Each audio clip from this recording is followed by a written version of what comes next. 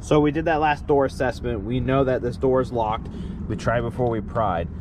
We noticed we have a pretty decent sized gap already created prior to any of our forcible entry techniques. So we decided that we're going to use the forks to initiate this force.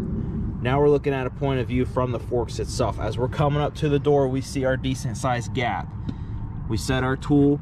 Right now we're beveled to the door. You can see that I can already get a decent sized bite, and it's just going to take a couple hits to drive those forks inside.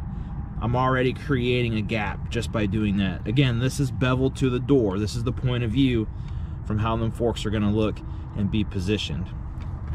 Now we can come down low and do the exact same thing and call for the force if we need to. Remember, tool placement is such a big deal, a minor detail that we don't really think about that could really help or hinder our forcible entry.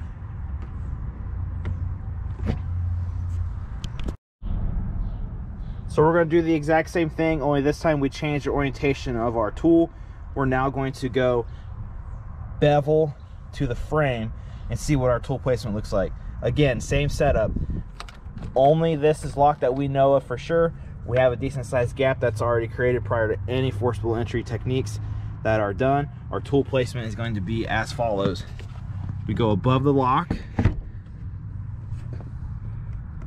and you can see we have a decent sized gap already created. All we need to do is call for a couple hits and we're already in. We are good to go.